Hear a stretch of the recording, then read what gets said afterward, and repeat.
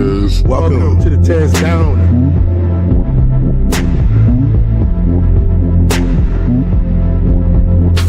Welcome. I'm the Tez.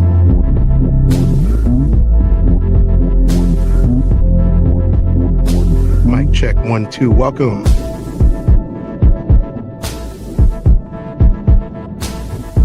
Welcome to the Tezdown. Party time.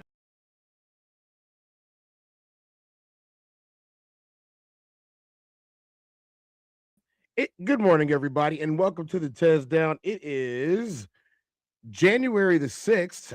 Happy Tuesday, and I'm here to see how everything is going with y'all today. So, what's up with my camera today? Who knows? We'll fix it later. Anyway, guys, I have to ask the question.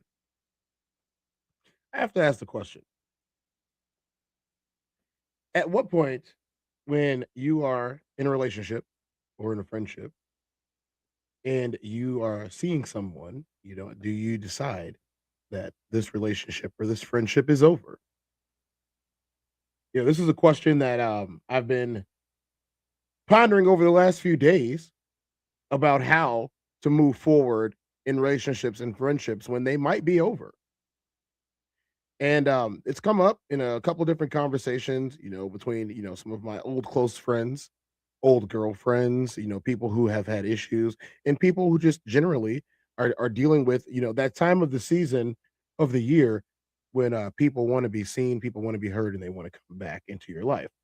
But here's the thing: do you let them back in, or do you let them know, like, hey, you simply weren't there for me when I needed you to be? And yes, you were there in the past, but you weren't there when I needed you to be. So why don't today, because we got a very, very succinct show that we're going to do today. Why don't we get started on this show and we keep moving, and we're going to go as far as we can, as fast as we can. And that's how it's going to be. So let's get going.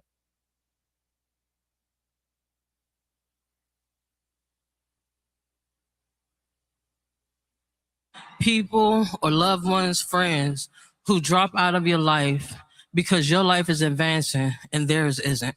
I don't Go necessarily. back in it and see what they said again. How do you mourn people or loved ones, friends who drop out of your life because your life is advancing and theirs isn't?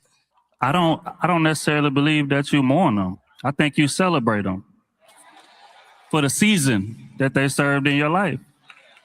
I think everybody, family included, like, just because we blood relatives don't mean you're supposed to make it with me to the finish line. And I think a lot of times we kind of confuse that. We get to like judging people based on tenure and, what you did for me 10 years ago and 15 years. No. How are you supporting me today? How are you showing up for me today? Well, that's the end of the grieving stage. Like, that's when you learn to accept it. Right. But the stage is beforehand, because you are going to feel sad, because this is a social bond that is now ended. So you are going to feel that sadness. You have to sit in it, but not stay in it. So you want to feel the emotions. You want to sit. That's why we always say, as clinicians, you want to journal out your emotions, because you need to process those emotions. A lot of people stay above the emotion by being distracted and doing everything else. No, I need to acknowledge that there is a loss. That's where my sadness comes from. Your sadness, the message is that there's a loss of a connection. I need to feel that. Why am I sad today? You may have a day randomly where you feel like you good, and then you see something that reminds you of that person and you sad again. Let me sit in this for at least 3 to 5 minutes, figure out where it's coming from, and then change this sadness to something more positive. But as Trill was saying, everybody has a season. Some people are lifelong. Some people are seasonal. And we thank God for the seasonal people, because they got us to where we needed to get to next. Amen. Maybe there was a lesson in this relationship with you. Maybe there was something that I needed in this relationship, and I thank you for your time. And let people go on. And if they come back later on in life, then so be it. But if not, that's what it was. But I want to offer you also just something to be mindful about. Okay. Doesn't matter why they left. That's ego in there. Because my life is advancing and theirs isn't. You don't know that to be true. And if you hold on to that, the ego will make you guilty about your advancing, because it cost you something you loved. Yep. So be mindful. Don't worry about why they're gone. They're gone. Celebrate their gift. Feel the feelings. Be honest with yourself. And don't add, How do I let this go? Period.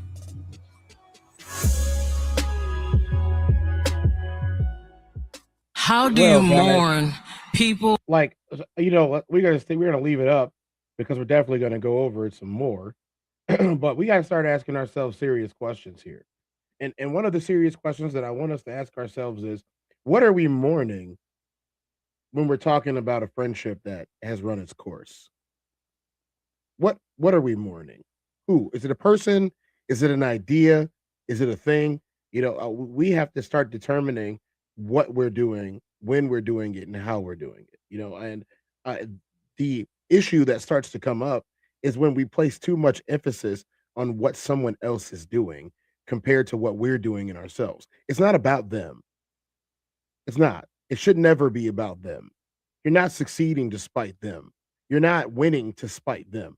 You're taking care of your obligation in your business for the things that you're supposed to take care of your obligation in your business over. That's what you're doing. There is no, well, I'm worried about the fact that we were friends for 20 years. Yeah, I totally understand that you were friends for 20 years. But what in those 20 years warrants them acting the way that they act today? How they're acting today is much more important than anything that you were talking about from 20 years ago. Anything. We're going to watch part of this again. Or loved ones, friends who drop out of your life because your life is advancing and theirs isn't. I don't necessarily believe that you mourn them. I think you celebrate. Like, I don't know if his answer made any sense. How are you celebrating someone who you want out of your life? How are you celebrating someone who you don't think should be in your life anymore? Them for the season that they served in your life. I think everybody, family included, like just because we blood relatives don't mean you're supposed to make it with me to the finish line. And I think a lot of times we kind of confuse that. We get to like judging people based on tenure and, what you did for me 10 years ago and 15 years. No. How are you supporting me today? And that's a big one right there. So I can definitely vibe with that. How are you supporting me today? So you were a part of my life. We were friends. You followed me when we did this. You followed me when I did that. We followed each other. We were stayed up all night. So my question is, how are you supporting me today? How are they supporting each other today? If it's one-sided, then this friendship's going to end. If it's not one-sided, then what are we talking about? That's the real question. If it's not one-sided, then what are we actually talking about? And to be honest, I'm going to keep it 100 with you guys. If you're someone who had my back and lately or now or any of those words that we use to qualify for things, you've been absent. I no longer consider you a great friend. I no longer consider you someone who's close to me in my life. And I don't think that I should or have to consider you as someone close to me in my life when you haven't been active in my life. What are you entitled to? Who? Who are you entitled to? It surely isn't me. You couldn't possibly care about being entitled to me because you would have been there. You would have been there for the things that I was doing. You would have been there for the birth of my child. You would have been there for me going into the Hall of Fame. You would have been there for my small victories. You'd have been there for my big victories. Just because I'm not posting about it on social media does not mean that I'm not doing anything. Were you waiting for an update from Facebook? Were you waiting for a personal invitation to say thank you or to say congratulations? What were you waiting for? That's what I really want to know. I really want to know, what were you waiting for to get from me? What were you entitled to? If you could communicate to me what you were entitled to by us being friends 15 years ago, 20 years ago, 25 years ago, if you could tell me what you were entitled to then maybe, just maybe, I'll change my mind about a certain amount of things. But I don't see myself changing my mind about these things unless that's the part of the conversation. But to be honest, if we've already gotten to this point, I'm probably done with you. If we've already gotten to this point, then I'm probably done with you. I don't consider you my friend. I don't consider you a confidant. I don't consider you any of those things that we would have been. And maybe I stopped reaching out to you because you did or said some things that I didn't appreciate. That one's big for me. If you are doing and saying things that I don't appreciate, why would I want to be your friend? Why would I continue to allow myself to be a part of this game that you're playing? My life isn't a game to me. I am ridiculously serious about everything that I'm doing. This is going to work. It has to work. Well, don't you think that you could be doing something else? No. I'm doing what I'm doing. You can either support it and respect it, or you can hit the streets. I think I have a better idea. You have a better idea for you, or do you have a better idea for me? I don't see a lot of genuine consternation here. I see a whole lot of I'm your dad and I'm going to tell you what to do because I know better than you do, because I have more money than you, or I'm smarter than you, or I'm taller than you, or I'm prettier than you, or all the things that people could say to anybody about why they think that they know better than them. I have more college education than you do. Okay. What's your point? A decision was made by someone who is a decision maker. What gives you the right to change that person's opinion? What gives you the right to go into their life and say you could do it better? You could do it better, but you never did. Until you walk a city block in my shoes, I would hope that you would keep your suggestions as to just that, suggestions, and not take offense if they're not taken. I'm not saying don't be closed to people's opinions and don't be closed to certain constructive criticism or suggestions. You should always be open to constructive criticism, but constructive criticism. In your soul will know, whether you believe you have one or not. That inner feeling, that inner thing inside you will know whether it was constructive or not. Ways to find out that something is constructive. Find out it did serve a purpose. Find out, was it rooted in anything? That's 2. Find out if it came from, did it come from a trusted source? Find out if it didn't come from a trusted source, where did it come from? What gave you the impression that your opinion was needed here? See a little bit more of this. How are you showing up for me today? Well, that's the end of the grieving stage. Like, that's when you learn to accept it. No, I don't believe that either. I'm sorry, Kitty. I don't believe that that's the end of the grieving stage. I believe that happens at the very beginning. That happens at the beginning. The beginning is, what are you doing?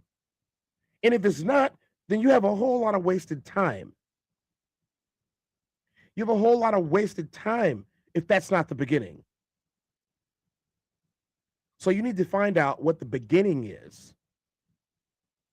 The beginning for me is they haven't done anything to be a part of my life. They haven't done anything to be. Good morning, Rain. How you doing? Conversation with Soft Rain in the building. How's everybody doing today? What's up, Chat 333? What's up? So you asked yourself the question, what are they doing? When were they doing it? And where were they when I needed them? That's the question that you ask yourself at the beginning. You don't wait until the end to be like, well, you know what? You haven't served a purpose in my life in years. No, that's doing it the wrong way. We're going to listen to her a little bit more, though. But the stage is beforehand, because you are going to feel sad, because this is a social bond that is now ended. So you are going to feel that sadness. You have to sit in it, but Kitty, just because you use big words doesn't mean that it's good. This is a social bond that everyone. Look, girl, it's not that deep. We were friends, now we're not. It's not that deep. You don't got to use those types of words to explain this. This is very simple. We were friends. I was a good one. You weren't. Now we're not friends. Well, I used to be a good friend. Yes, you did. And that's why we were friends when you were a good friend. But now that you're a bad friend and have been for quite some time, we're no longer friends. I wish you well in your future endeavors, in the rest of your bloody life, however that may be. Get it how you live. not stay in it. So you want to feel the emotions. You want to sit. That's why we always say as clinicians, you want to journal out your emotions because you need to process those emotions. A lot of people, I don't think that either. I think being emotionally intelligent, knowing exactly what it is. You don't need to be emotional about this. There doesn't need to be a single emotion in it. It's over. Walk away with finality and you won't feel an emotion. Walk away with your confidence that you were a genuine person and they weren't, and you won't feel emotion. Oh, woe is me. I lost my friend. There are 8 billion people out there. Some of them are good people. Some of them want to do right by you. Some of them will let you do right by them. You do not need to lament over somebody who you had to battle with to have anything good in your life. Every time we go out, it's a problem. Every time we go out, something goes wrong. Every time we go somewhere, bad things happen. That's not your friend. That's your demon that's riding your back. That's what that is. It's time to let them go. Cut those ties. Don't feel those emotions. There are no emotions to be had. Move forward. people stay above the emotion by being distracted and doing everything else. No, I need to acknowledge that there is a loss. That's where my sadness comes from. Your sadness, the message is that there's a loss of a connection. I need to feel that. Why am I sad today? You may have a day randomly where you feel like you good, and then you see something that reminds you of that person and you sad again. Let me sit in this for a least. Nope, never. Never. Nope. Sadness. I'm not getting sadness about somebody that didn't consider me. Loss. Yeah, I lost something. I lost a dead weight.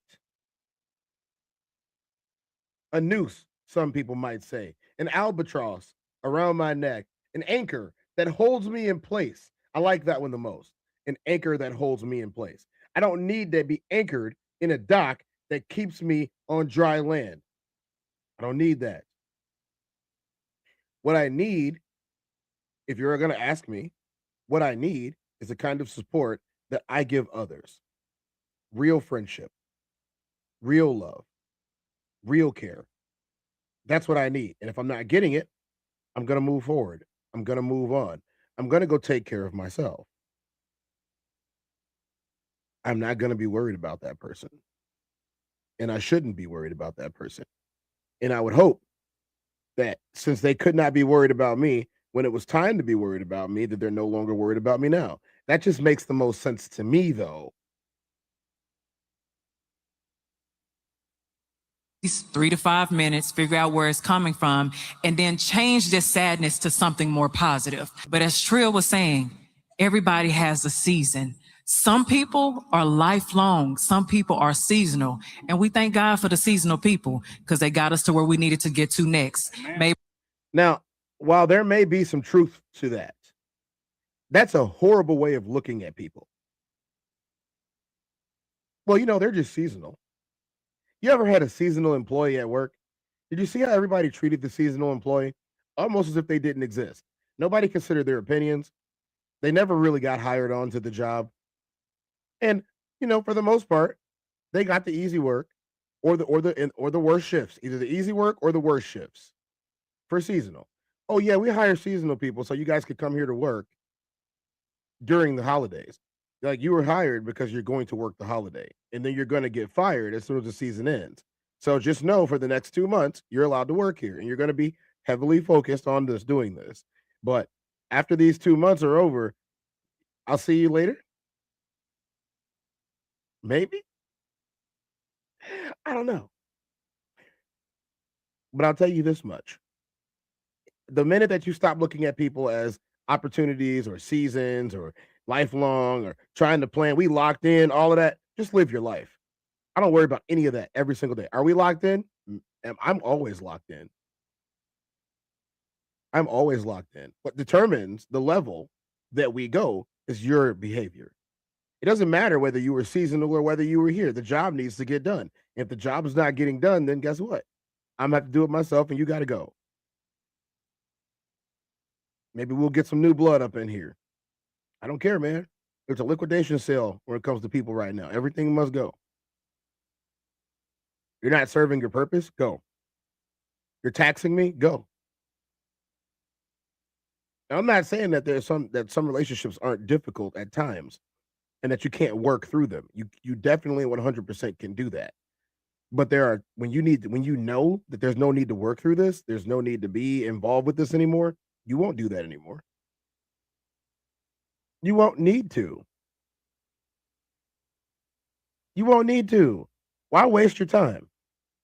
If someone can give me a reason why it's okay for me to waste my time, then I will. But to date, no one has given me a good reason to waste my time on people who don't care about me. No one has given me a reason to waste my time on people who aren't trying to make my life better. No one has given me. What's up, Tristan? How you doing, man? Tristan in the building, y'all. What's up, Sco? How you doing? Passports go in the building. I see y'all starting to file in now. We've been going for a little minute. I'll catch you guys up on the topic. The topic, actually, you know what? Since you guys just got back, I'll play this for you one last time. How do you mourn people or loved ones, friends who drop out of your life because your life is advancing and theirs isn't? I don't necessarily believe that you mourn them. I think you celebrate them for the season that they served in your life. I think everybody, family included, like just because we blood relatives don't mean you're supposed to make it with me to the finish line. And I think a lot of times we kind of confuse that. We get to like judging people based on tenure and, you know, what you did for me 10 years ago and 15 years. No. How are you supporting me today? How are you showing up for me today? Well, that's the end of the grieving stage. Like that's when you learn to accept it. Right. But the stage is beforehand because you are going to feel sad because this is a social bond that is now ended. So you are going to feel that sadness. You have to sit in it, but not stay in it. So you want to feel the emotions. You want to sit. That's why we always say as clinicians, you want to journal out your emotions because you need to process those emotions. A lot of people stay above the emotion by being distracted and doing everything else. No, I need to acknowledge that there is a loss. That's where my sadness comes from. Your sadness, the message is that there's a loss of a connection. I need to feel that. Why am I sad today? You may have a day randomly where you feel like you good, and then you see something that reminds you of that person and you sad again. Let me sit in this for at least 3 to 5 minutes, figure out where it's coming from, and then change this sadness to something more positive. But as Trill was saying, everybody has a season. Some people are lifelong. Some people are seasonal. And we thank God for the seasonal people because they got us to where we needed to get to next. Amen. Maybe there was a lesson in this relationship with you. Maybe there was something that I needed in this relationship. And I thank you for your time. And let people go on. And if they come back later on in life, then so be it. But if not, that's what it was. But I want to offer you also just something to be mindful about. Okay. Doesn't matter why they left. That's ego in there. Facts. Because my life is advancing and theirs isn't. Facts. You don't know that to be true. Facts. And if you hold on to that, the ego will make you guilty about your advancing because it cost you something you loved. Facts. See, sometimes, no matter how elegant you speak, you still are speaking nonsense. Sometimes, no matter what you're saying, no matter what you're doing, no matter how dressed up you make it, you're speaking nonsense. This older lady, who's older than Kitty, with a lot more wisdom than her, obviously, has come out and said the truth about this situation. You can't think about them. They played their role already. You saw it. The dice was already rolled. It was cast. You've seen it. You crapped out. When they crap out, you can't make excuses for them crapping out. They just crapped out. You can't get emotional about crapping out. You can't. You can't get emotional about it. I'm going to tell you from firsthand, it doesn't matter what you accomplish. It was never about your accomplishments. Some people only want you to stay where you are when you needed them the most. And when you elevate, if you elevate, they become not envious, but spiteful because the elevation, in their opinion, took their place. Well, you don't need me anymore, so that's why I haven't been around. No, I never said that I didn't need you anymore. I said that I can take care of myself on these things now. I thought that you were happy for me. Well, I was happy for you until, you decided to go, but you used to be like this. You used to be like this, and I was like this, and I had your back. That was 15 years ago. That was 20 years ago. That was 25 years ago. Where have you been the last 5 years when I've been conquering the world? Well, is it really that big of a deal? Yeah, it's that big of a deal. That's why this friendship is over. I'm giving you an exit speech for courtesy of what you're getting right now is because you were solid 20 years ago.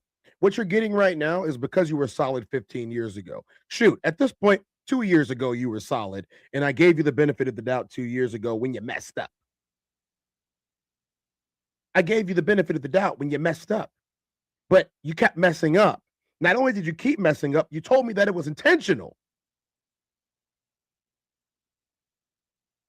You told me that it was intentional. You ran me around the block on purpose. You tried me on purpose. I thought we were on the same team.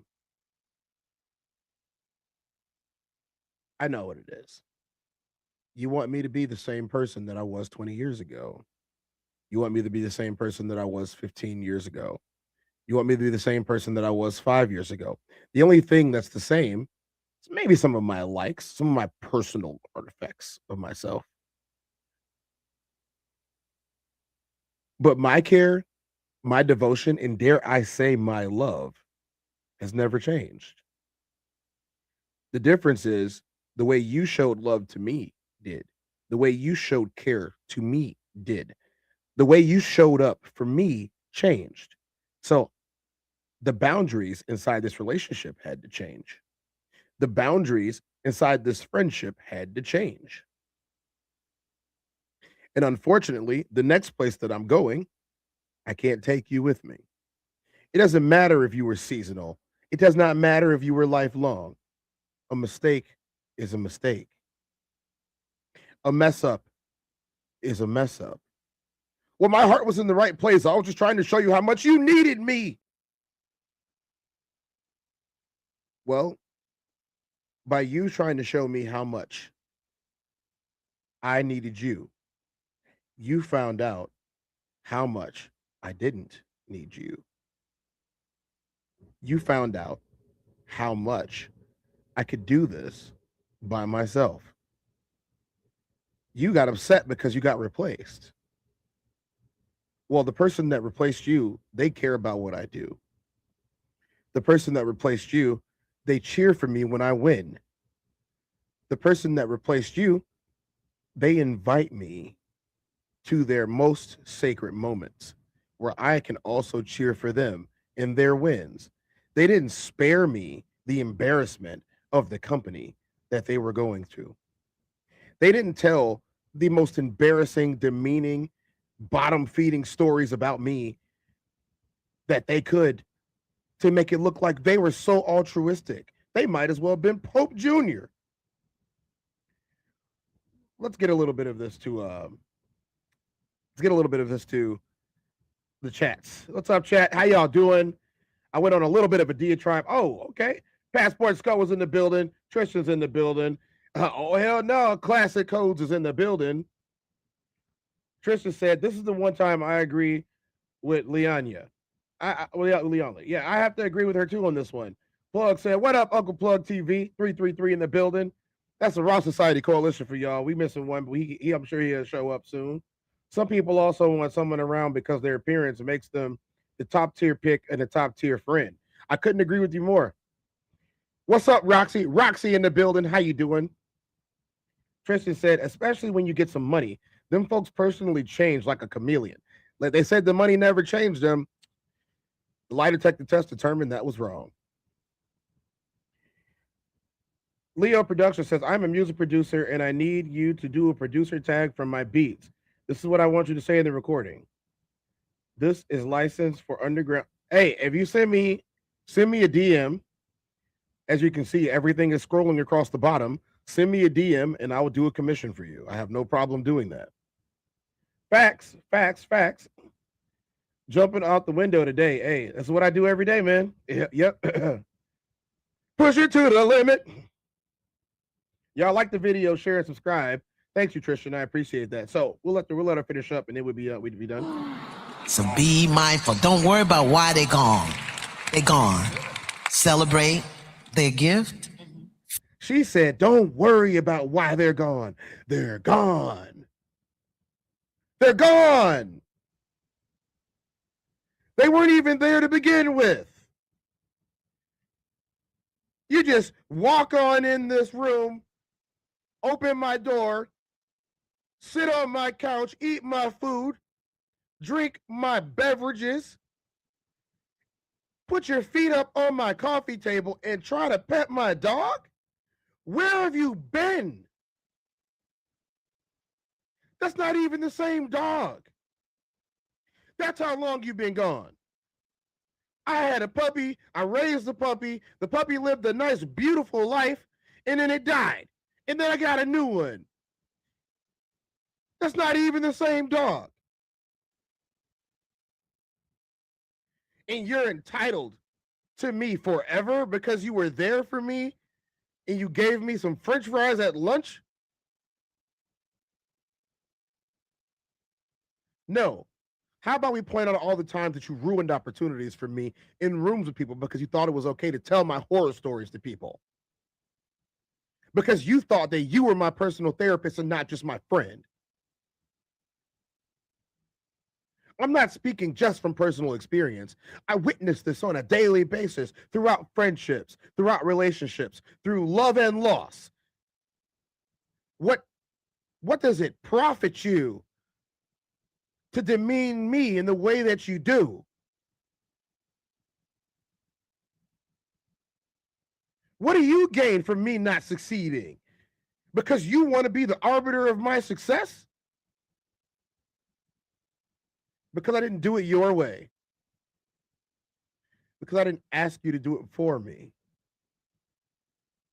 Sometimes it's just over.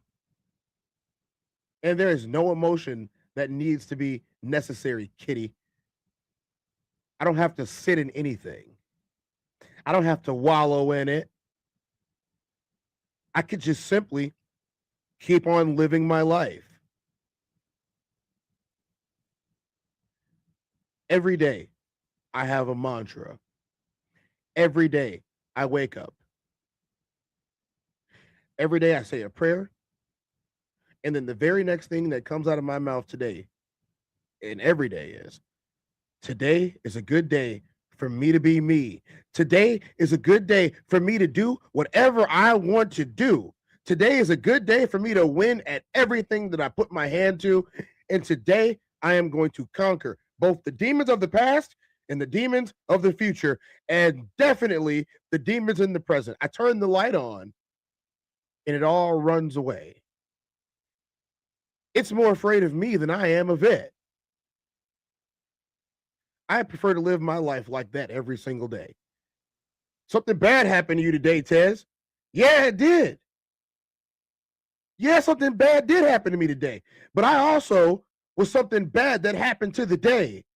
Don't get it twisted. I am not a victim. I'm nobody's victim and I'm nobody's bitch, and I never will be.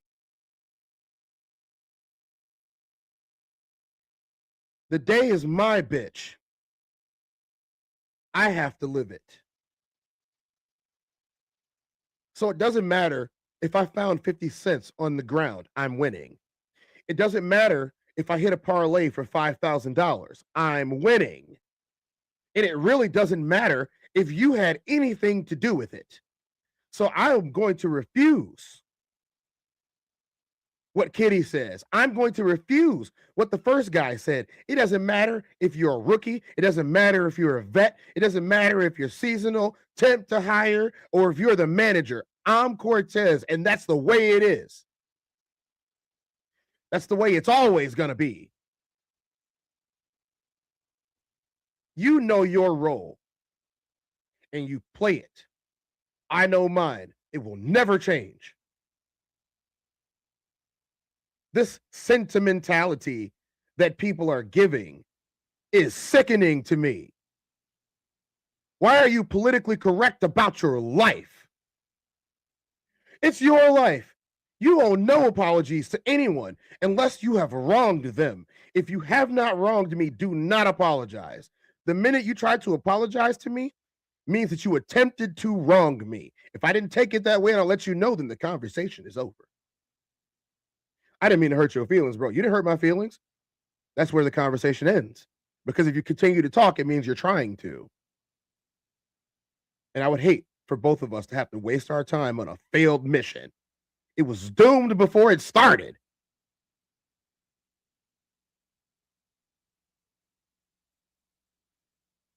Uncle Plug, you got to watch the video again. Just you play it back when I'm getting done. You know, I only got like another 30 minutes before I gotta bounce up on out of here. But I want everyone to take that with them every single day.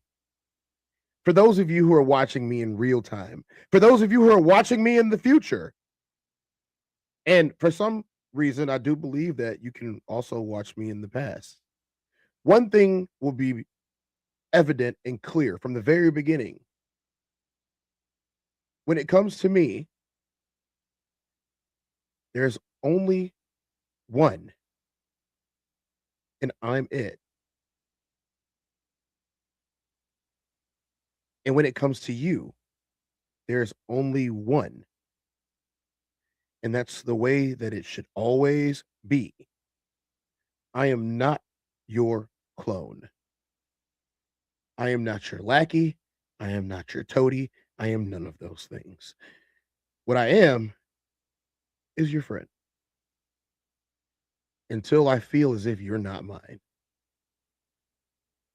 And there's not going to be a fight.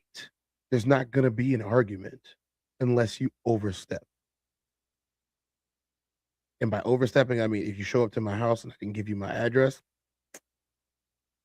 I hope you got a good dentist. Allegedly. I'll play it one more time for the group. Feel the feelings, be honest. How do you mourn people or loved ones, friends who drop out of your life because your life is advancing and theirs isn't? I don't necessarily believe that you mourn them. I think you celebrate them for the season that they served in your life. I think everybody, family included, like just because we blood relatives don't mean you're supposed to make it with me to the finish line. And I think a lot of times we kind of confuse that. We get to judging people based on tenure and, what you did for me 10 years ago and 15 years. No. How are you supporting me today? How are you showing up for me today? Well, that's the end of the grieving stage. That's when you learn to accept it. Right. But the stage is beforehand because you are going to feel sad because this is a social bond that is now ended. So you are going to feel that sadness. You have to sit in it, but not stay in it. So you want to feel the emotions. You want to sit. That's why we always say as clinicians, you want to journal out your emotions because you need to process those emotions. A lot of people stay above the emotion by being distracted and doing everything else. No, I need to acknowledge that there is a loss. That's where my sadness comes from. Your sadness, the message is that if there's a loss of a connection. I need to feel that. Why am I sad today? You may have a day randomly where you feel like you good, and then you see something that reminds you of that person and you sad again. Let me sit in this for at least 3 to 5 minutes, figure out where it's coming from, and then change this sadness to something more positive. But as Trill was saying, everybody has a season. Some people are lifelong. Some people are seasonal. And we thank God for the seasonal people because they got us to where we needed to get to next. Amen. Maybe there was a lesson in this relationship with you. Maybe there was something that I needed in this relationship. And I thank you for your time. And let people go on. And if they come back later on in life, then so be it. But if not, that's what it was. But I want to offer you also just something to be mindful about. Okay. Doesn't matter why they left. That's ego in there. Because my life is advancing and theirs isn't. You don't know that to be true. And if you hold on to that, the ego will make you guilty about your advancing because it cost you something you loved. So be mindful. Don't worry about why they're gone. They're gone. Celebrate their gift. Feel the feelings. Be honest with yourself. And don't add, how do I let this go? Period.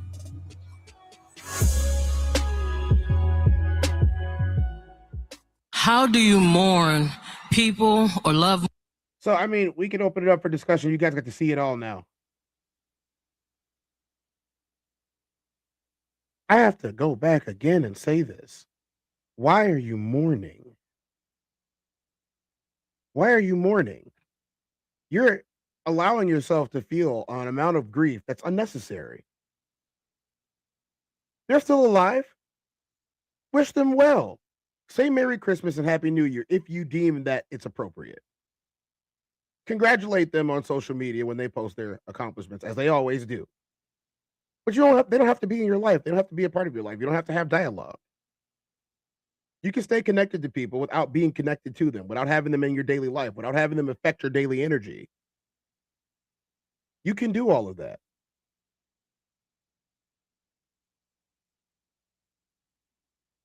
You know, I do not know why. I do not know why the misconception about breaking up, not being friends, not loving each other anymore, not being in each other's life, why it's so bad to everyone. Everyone's gonna lose somebody. Everyone has. We're all gonna lose people. We're all gonna lose people.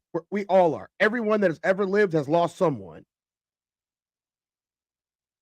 You spend enough time on this earth and you lose people. You have to be able to adjust to the loss. Yeah, they were a great person and they'll never be replaced. That's the truth. But you can't bring them back through grief. You cannot. He said it still didn't explain why you went fuck off. Who done rubbed you the wrong way, my boy? So, Uncle Plug, I live in a perpetual state of this. This isn't somebody rubbing me the wrong way. I live like this. This is a perpetual state of existence. I have gone through so many metamorphoses in this life that to some people, they can no longer stomach me. For whatever reason that might be, I am not invested in their reasons for why they can't stomach me. It's none of my business. My business has to do with my opinion of them didn't change. They are who they are. They are allowed to be themselves in peace. Why can't I? Why can't I? I don't believe that I've done anything to anybody to make them think otherwise. So when it happens, I ask the question, what made you think that I was any different than I was before as far as who I am? Well, you have a different job, you drive a different car, you live in a different house, I got a different girlfriend. All of these things are the things that have been thrown in my face over the past. All of them. Here's the problem with that. None of those things have to do with anyone but me. Who I'm dating has nothing to do with anyone. What I drive has nothing to do with anyone. Where I live has nothing to do with anyone but me. The job that I have has nothing to do with anyone but me. What I do with my free time has nothing to do with anyone but me. Why are we so judgmental and hypocritical of what other people are doing when they're just doing themselves? That's the thing. That's the thing, Uncle Plug. You may think that I'm awesome. They don't. And because they don't, they no longer have a place in my life.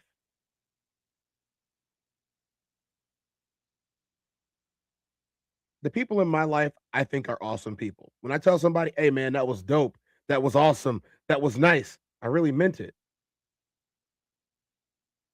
When they say, oh, I loved how you did this, I'm gonna say thank you. I'm a pretty big fan of what you've been doing too. Oh, for real? Yeah, yeah, I'm a real big fan of that. All the stuff that you've been doing, I mess with it, man.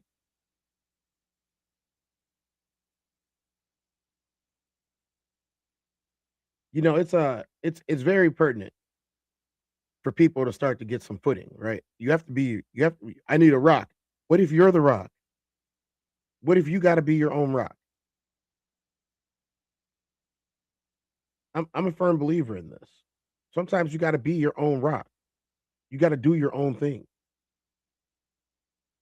You know, I got a little bit more show to do. I think I'm gonna have a special guest appearance today.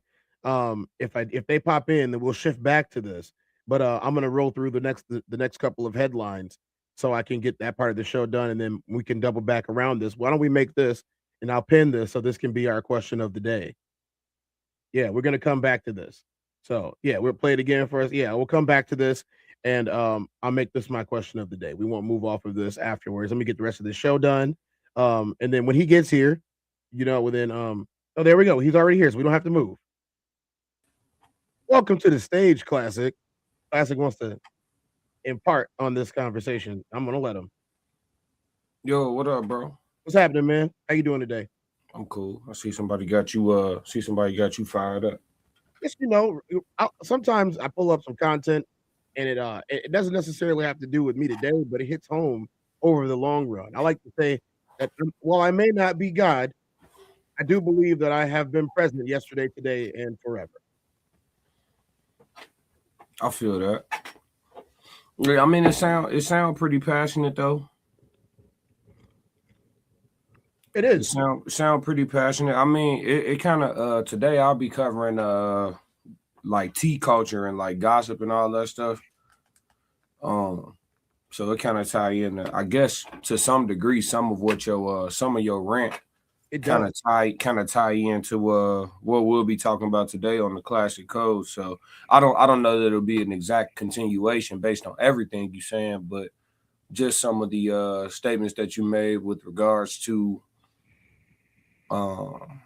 people talking about you or like gossiping about you or whatever the case may be, or you know, shit like that, talking about you instead of talking to you. I could see how that could lead to the demise of a friendship and all that. Like I could definitely see that. You know what I'm saying? I don't know that you're necessarily wrong. I just think like it depends on who you're talking about. You know, I'm listening to you and I'm like, is he talking about a man or a female? Because if this a man, you know what I'm saying, it sounds like a lot of violations been committed. And I don't know if you're talking about nobody in particular or multiple people. No, it's not anybody in particular, but I will definitely piggyback and say, if no, you're dealing with men, I'm not prying. I'm not prying. No, I'm just saying, like, I know. I'm just saying, if you're dealing with a man, and a man is violating you in the ways that I have mentioned, 16s.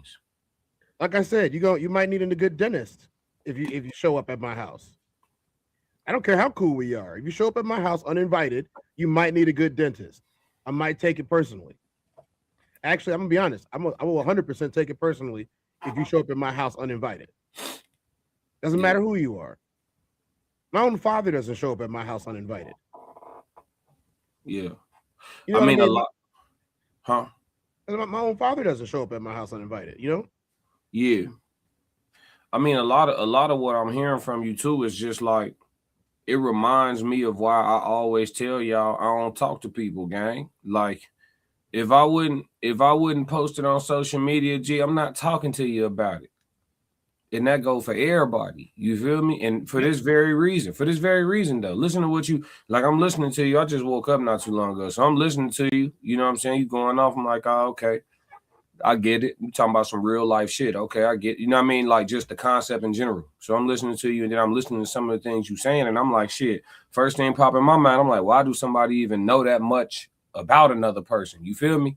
Not even you, just in general. But I think and I'm gonna discuss it today. You know what I'm saying? I'm not coming here to advertise my show. I already know you was gonna, you know, shout out the gang anyway, shout out to the Raw Society Coalition. But like I'm gonna break down the concept of it, you know, in detail today. But yeah, man, I think the concept of confidants, safe spaces, good quality vents, all of that stuff, I think that concept may very well be over with. And we're gonna attack that today. You know what I'm saying? Like when I go on my stream today, we're going to really try to unpack it and figure out if we could crack this code or not. But I think privacy might be over with because even just some of the stuff you saying, like people talking shit about this and that, or trying to talk about you at your lowest moments to other people, or use your lowest moments, somehow weaponizing them against you. And that's why like my highest moments and my lowest moments are not being shared.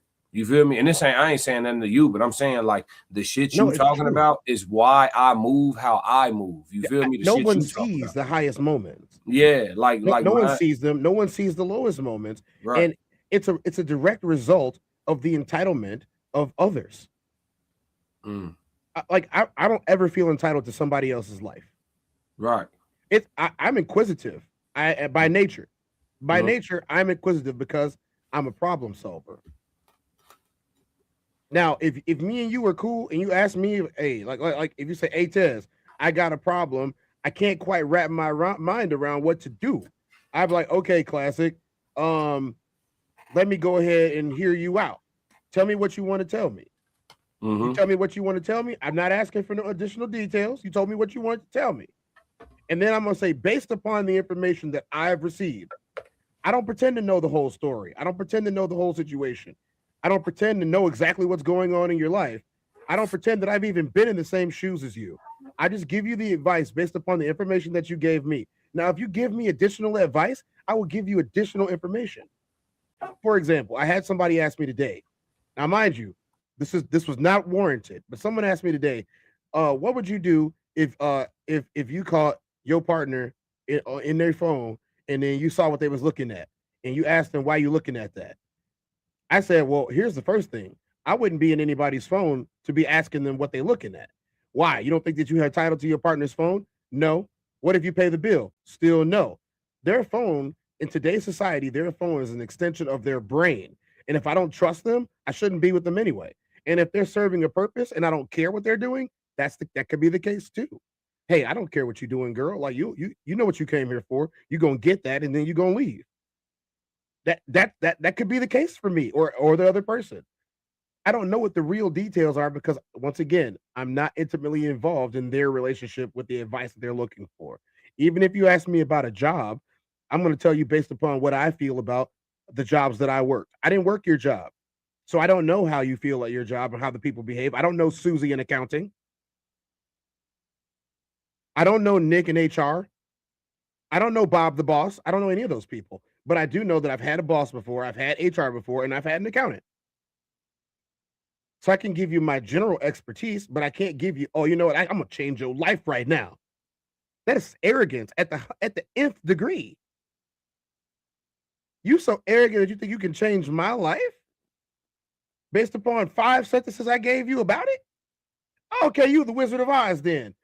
I saw that movie. He wasn't a real wizard. He didn't have any magical powers. It was all smoke and mirrors. Just like what you telling me right now. It's all smoke and mirrors. I get it. It's cool. You can bounce too. We've been friends for 20 years. We've been friends for 35 years. It doesn't matter. You're an habitual line stepper. I told you I don't talk about this. You wanted me to talk about it anyway, just because we're friends. Nobody gets that out of me. Not even me. I don't talk about this. You better than me now? Oh, that's what the problem is. You're better than me. Take your better ass on somewhere else. Get you somebody better than me. You don't need me. No. Maybe I'm immature, bro. I'm probably just immature, but like, or maybe it's just because it's an even number year. But when it come to men, G, I'm only with the conversation for so long. That's just what it is. That's not immature. It might be. You know what I'm saying? Some people would consider that to be, poor conflict resolution skills. But when it comes to man-on-man confrontation or conflict or disagreement, bro, I'm only with the talking for so long. We got about 30 minutes worth of dialogue to get this shit figured out with communication. And then from there, it's going to be separation or confrontation when it's man on man, bro. I know you got to get to your chat, but I'm very much like, I don't know if y'all ever watched The Last Kingdom on Netflix. Yep. But when two men argue for more than 5 minutes or more than 2 minutes on that bitch, one of them be like, let us make the square.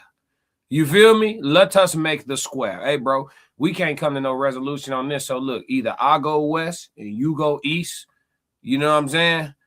Or we finna settle this, or one of us just gonna get the fuck off the chessboard. You feel me? I'm gonna say this. Not that deep, but you get what I'm saying, though. We might have to throw these bitches. Yeah. Private disrespect breeds public embarrassment. Clip that. You disrespect me in private. You disrespected me because I'm not going to disrespect you. I'm not going to do it.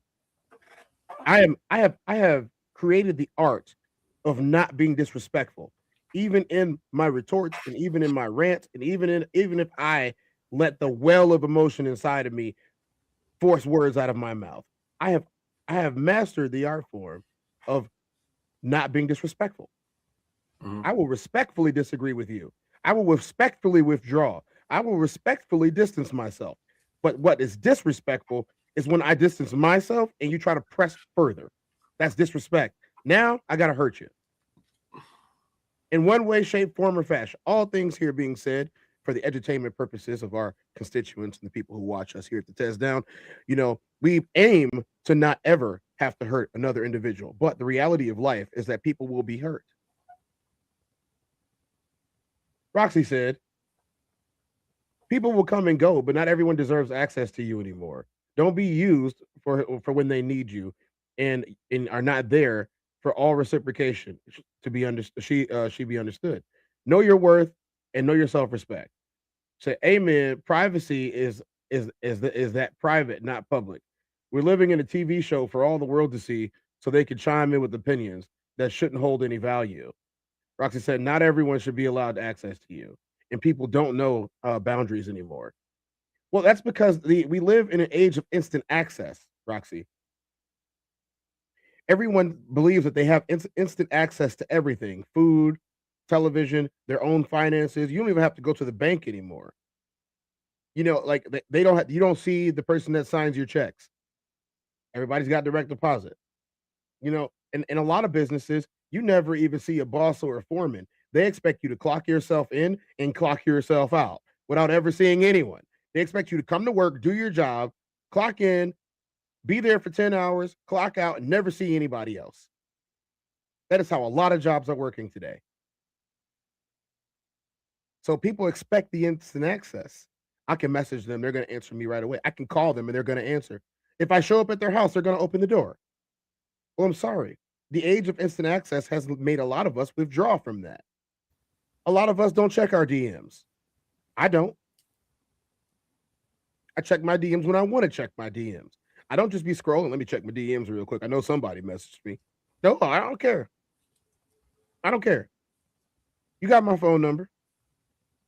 If I didn't check my DM and you got my phone number, that's your fault. That's your fault.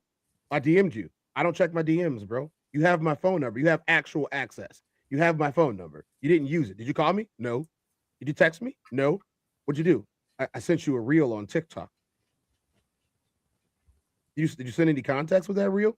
No. Okay, I didn't watch it. Why? I was doing other things. I don't have to answer any of these questions. Now we got to fight.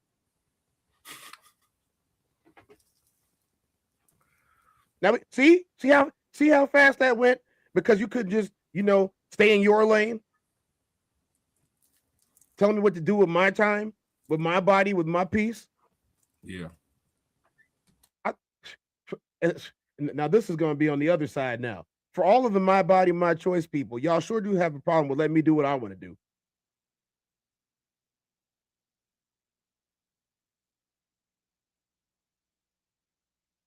Think about it.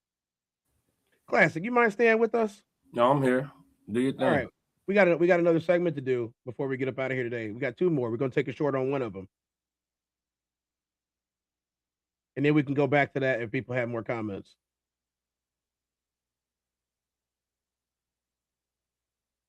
But we got a record breaker that we're going to talk about right now. Let's get a man his due. I have to say, that's a wonderful entrance song and shirt that he has on right now. Don't y'all think that's a good shirt that Myles Garrett got on right now? You like that shirt, Classic? Yeah, was that Godzilla? Yes, it is. Myles Garrett is a man of taste. Myles Garrett is a man of class.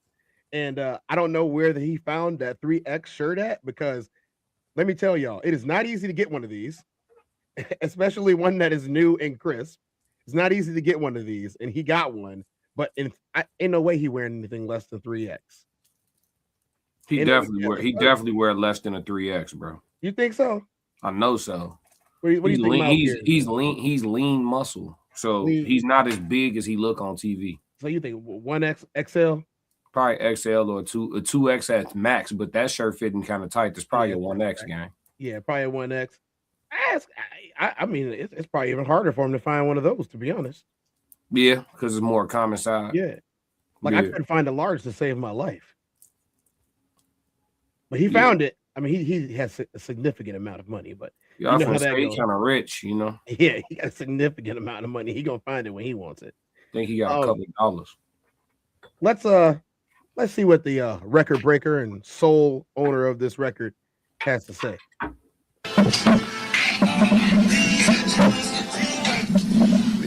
Up at night. He came in with his own. How did it feel? Did you get the record? Hey, I thought Myles Garrett was good. You know, I had him in our fantasy football league this year. I thought Myles Garrett was good. You know, I spent a very high early draft pick to get him, and he worked out well for my team for the most part this year. But I liked him before. I like him even more now. That man came in to his own theme music that he brought himself and started the interview singing along with the lyrics. I mean, what was that moment like for you emotionally? I mean, just mentally, everything. And it was everything I expected. And it was so tough. I knew they were gonna make it difficult, but shit, I don't think I saw more than 3 singles on a real drop back the whole game, and I just knew that if I did, I had to make that moment count, and the feeling couldn't be better. Did you ever? I know how confident you were. Did you ever start to wonder about it? And there's only 5 minutes and 4 seconds left. I think I said it earlier, but I had a dream that I didn't get it, so I was like, "Well, shit, like we gotta deny fate, whatever it is, we gotta make it happen." And I just went into it, and still had the utmost confidence in myself and my preparation, and in my guys, man. I couldn't do it without them. They were supporting me, trying to find ways to free me up, get the chips off me, get the doubles off, and eventually, we just made it happen as we have all year. What did it feel like when your teammates put you up on their shoulders and David's putting a fake crown on you, and just what was this whole celebration like? It was special. I've given everything to them. They give my very best every day, and I'm so grateful and so glad to have them as teammates. It's like I said, it's a privilege to be with these guys, to go to work with these guys, to bleed, to sweat, and to cry with these guys, and it's happening a lot right now. And, man, I couldn't imagine doing it with a better group of men. Going in, always, coming in with a great attitude, working hard. Yeah, I give Myles Garrett his credit where his credit is due. I think he's been a little bit too humble, though. I think he's been a little bit too humble. What do you think about that, Classic? No, I think he being himself. He kind of consistent. He not that guy. Like, he not that type of guy. He not a, talking while I'm walking type of guy. He not a Muhammad Ali, Floyd Mayweather type of guy. That's not his personality type. I think he being consistent with who he is. Some people just not braggadocious like that. He seemed like that type of person, and that's perfectly fine. You know what I'm saying? But I mean, he's showing it in other ways, like wearing the Godzilla shirt. He doing it in his own way. He doing it in his own way. He came in with the theme music and the Godzilla shirt. He wore the crown off the field. He doing it in his own way. Yeah. Oh, I like Myles Garrett, man. It's a good dude to have in your clubhouse. He cool. I mean, you know what I'm saying? He ain't no Reggie White or no shit like that. He ain't no Bruce Smith, but he's solid for our generation. He cool. Our generation, he's solid. Yeah, he cool. I feel like he's gonna be a Dallas Cowboy next year, though. I mean, I'm with all that.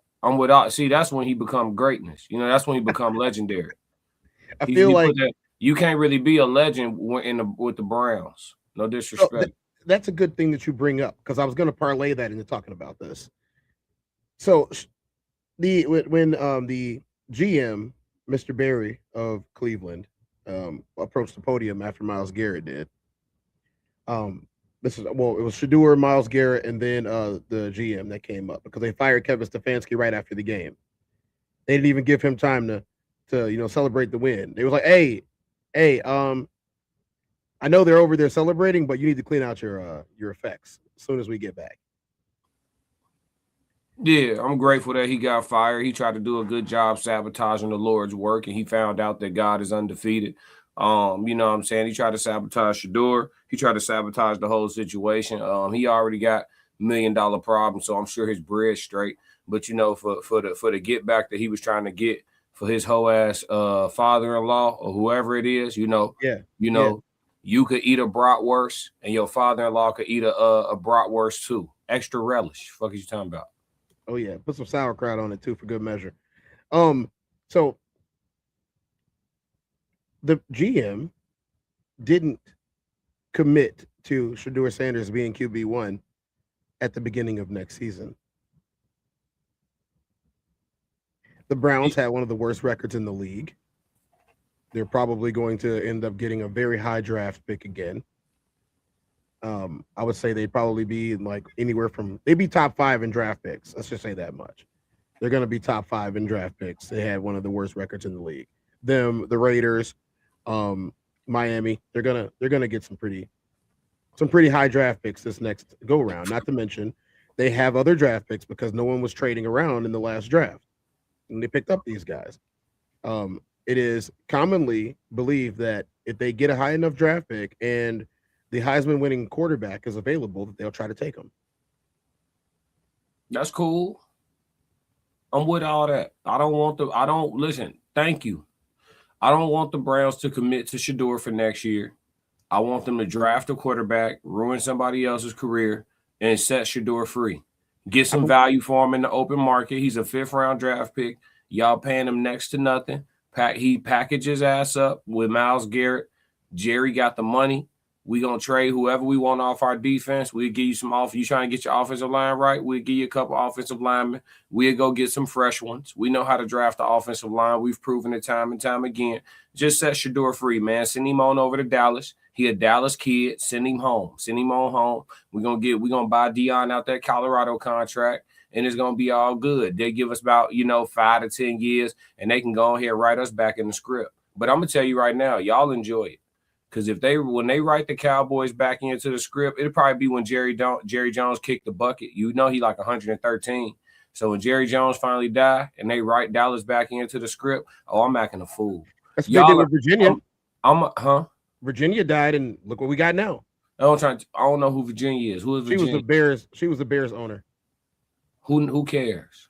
It's the Bears. Bears fans. It's the Bears. Fans. I'm just saying that's how football goes. Right, but we talking about such a prestigious organization like the Cowboys, and you bring up the Bears in the same conversation. It doesn't behoove you, Tez, to do such a thing. Why would you bring up? They have the same number. So we don't talk sports enough. When we talk about teams like Dallas, and you're gonna bring up another team, you got to bring up niggas like Pittsburgh. You got to bring up niggas like, you know what I'm saying? You don't bring up the Bears when we talking about the Cowboys. Okay, you got to bring up organizations like the Packers. You got to bring up Pittsburgh. The Packers. Yeah. It's the Vince Lombardi trophy. Okay, bro. Those Packers. Well, the Packers, yeah. When you talking about legendary shit, you bring up legendary shit. You don't bring up the Bears. George Halas started the NFL. Who? The Bears owner. The original owner. Who cares? He was the owner until the 80s. How you start the NFL? You don't got the most Super Bowls. You're not the most legendary organization. They had the most championships when they started. Right. Okay. Yeah. Whoever won the first one had the most. Yeah. And then the Bears, they did their thing. They had the most league championships. For how many years? The best records. For how many years? 65 years. They had the best record for 65 years? They had the most wins. They just didn't have the most Super Bowls. How many teams were in the league? 13. Right. So they was winning little league championships. Then the Cowboys won 3. Yeah. They was winning little league championships. And then we won a few. We won a few. Who was we? Who your people? These Patriots right here.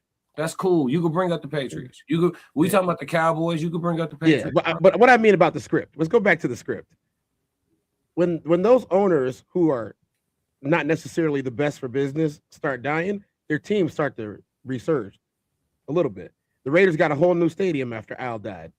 You know what I mean? You got the whole new stadium, and they got to move to Vegas. They're making some of the most money in football. Give it 2 to 3 years, and the Raiders will be back in not. I don't think they'll be in the Super Bowl in the next 2 to 3 years, but I think that they have the money to go and pick up some pieces to be competitive. The Raiders. Yeah.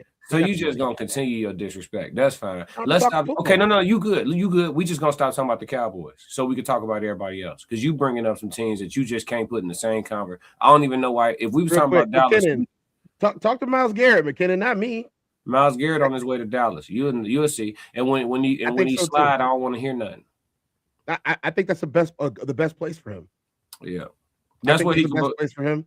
Yeah, if I was Cleveland and I was their coach, or not their coach, if I was Cleveland and I was their general manager, if I really wanted to win, then I would try to go get Dion. I would try to save Myles Garrett from leaving, and then I would try to make sure that Shedeur got all the help he needed. I would get rid of Jerry Jeudy and bring somebody else in there that could actually catch. But I don't think he's going to do any of that. He's probably going to fall back on drafting a rookie, saying that Deshaun Watson is healthy, and then letting Shedeur leave. Hey, who is this in your chat, folks? That's McKinnon. He talking about this damn sweater. Oh, y'all joking? Yeah. Oh, okay. Yeah, somebody got to tell me. Somebody got to tell me, folks. He wants to buy the sweater for $400. Oh, okay. Yeah, somebody got to tell me it's a joke. Ha ha. Oh yeah, ha, he doesn't know. Ha ha ha ha. Hey, technically, somebody forwarded the text, McKinnon. I did send it though. I did want you to know Myles Garrett had one too. The only person without one is McKinnon and his lovely wife. So, but yeah, I would think that that's what they wanted to do if they were going to win, right? If the Browns really wanted to win, they would try to save Garrett. They would try to get Shedeur some help, and they would go get Dion. Am I wrong? Your sound went away. You talking about the Browns? Yeah, if they wanted to win. No. Shedeur has aura that is too bright for Cleveland. Set him free. He should have never been there in the first place. Cool. It's a part of his legacy. It's a part of his story. It's a part of his journey. We did it. Set him free. Go get old boy from Indiana. Ruin his life. You know what I'm saying? Yeah. Set Shedeur free. We don't need to discuss any possibilities about anything going on in Cleveland. Just set him free. Let him go to Dallas where he belongs. That's it. He belongs there. That's right? what I'm trying to tell you. Yeah, he belongs in Dallas. That's it. His I'm style. I'm being honest here. The way he plays, the way he talks, the way he walks, the way he dresses, the people that are around him and insulating him in wherever he goes, they're all from Dallas. That's a cowboy. They're all from Dallas. He's a cowboy. Let Jerry do Jerry's business. Let him go and bring them boys where they're supposed to be at. Garrett's the same way. Let them bring them boys where they're supposed to be at. Go get Dion to coach these boys, and then let Dion turn because Dallas needs to go and get a defense. They had a fantastic offense this year. They're going to go and get a defense, and that's why Eberflus was fired after year one because he was terrible. Should never gave him a chance in the first place. Eberflus was terrible. You can definitely blame this year on Matt Eberflus more than any of the players. That Diggs is going to be out of there this year. They've already released him. He gonna go find somewhere else. You know what I mean? Yeah, he got to get the fuck on too. He just as overrated as Michael Parsons because he don't tackle. He doesn't tackle. No, he only goes for interceptions. I don't like players that play defense and don't tackle. How you play defense and don't tackle? It's an oxymoron. You don't tackle, but you play defense. Exactly. Get him out of there. What I think the best thing for the NFL would be to have Dion coaching them boys in Dallas. That's what I think. If Shedeur got to learn, he can go and learn. But I'm also thinking that he might not need to learn from Dak. Look at his attributes. No, yeah. He do. He could sit behind Dak for like 3-4 more years. Dak got the way Dak looked this year and the way his health was this year. Shit, he gonna look good for another probably about 5 years. But before he start declining. But Jerry could move him while he still got some value too. He could make a power play with Dak. So you bring young Shador in, let him sit behind Dak for like 3 more prime years. Move Dak while he got a little bit of gas in his tank and some value on the plate. Move Dak, get a reins to Shador, and it's on like Don Perignon, Grey Poupon on the hot for the popcorn. California somewhere. Yeah, come on now. Slide him off while he still got some value and go and let Shador have the reins and we good. You know what I'm saying? Ain't nobody got no problem with Dak. But I think when you look at Dak's attributes, like his level of mobility, his arm strength, his style of quarterbacking, Shador learning under him, perfect. Yeah. Perfect. I think the way they play is very similar. Very similar. If you watch football, and I know you do. So I think the way they play is similar. I think that's the best bet. We got to see what's going to happen. I think in the next couple of weeks, especially right after the Super Bowl, we're going to see a lot of change in this league because that's what's happening right now. The league is changing, and I'm glad for it. We got one more segment before we got to get out of here. We got about 20 minutes. You can stick around for that one too, bro. It's gonna be a short one. This is the trophy husband. I'm a trophy husband with 3 wives. They work while I stay home. A man who calls himself a trophy husband has revealed that not only does he have 3 wives, but he doesn't work.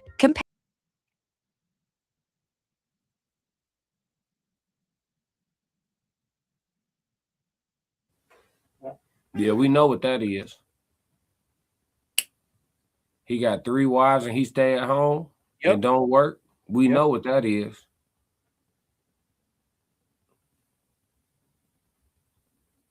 What happened? Where'd it go? I don't know. You gotta tell me, gang. Did it go somewhere? Oh yeah, it left us. Okay, we gotta do this again. Here we go. Say he a pimp. He ain't no pimp. Unusual. 38-year-old April says she is happy having extra women in the relationship to meet Nick's needs. Nick's a lot to handle.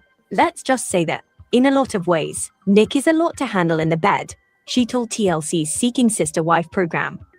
Nick's a lot to handle in general with his personality. It's nice to be able to have helping hands. In fact, it was actually April who introduced her 39-year-old husband to 25-year-old Jennifer, who was 19 at the time. Thinking she would be a good fit for their family, it just became evident to me that she was a great person. There was a lot of high intellect in that big brain of hers, and I knew that Nick would find her attractive, April shared. Nick explained that he likes to be snuggled up in the middle of his wives at night, but that sex always occurs in a different area of the home with each wife. When the polyamorous family appeared on Seeking Sister Wife last year, they welcomed 22-year-old Danielle into their family. In a wedding ceremony with his other 2 wives by his side, Nick said he was living the dream as he committed to Danielle. Having 3 wives, knowing that we've all solidified our union and brought it together like we have, it's just unbelievable. I just feel like I'm just living a dream come true, he said. I honestly didn't ever think I could be this happy, Danielle added. I didn't think happiness like this existed until I found a love like this. And now the Davis family has grown even more after Jennifer welcomed their first child together, Vera, in June last year. Nick also has an older teenage son from a previous relationship. Sound like they're getting a whole lot of help in there, don't it? A lot of help. Sounds very functional. Together. Everybody seems to be working together. A community of selflessness with an agenda. Yeah, like they all know what they're doing. They all know why they're doing this. I kind of want to see what they have to say. And so we're gonna see that before we talk about Nick a little bit more. The legend Nick Davis. That's what I'm calling him from now on. The legend Nick Davis. April, Nick, and Jennifer explain their living situation. Is that we all share one bed. Morning. Just getting up here. Part of that is because of space. We have the smallest house ever right now. We had to work it out the way we worked out, and it ended up working out in a way that we prefer. Not one of us spends a night without Nick because it's very special to be able to, sleep next to the one you love for sure. I like to be snuggled up in the middle. It's a nice spot for me. I'll get the buns out here in like a minute. Oh yeah. Are they in the oven? Our schedule for sex is whenever I feel like it or whenever they feel like it. Our schedule for sex is that there is no. Okay. Before we go talk about it for a second. What is he missing, Classic?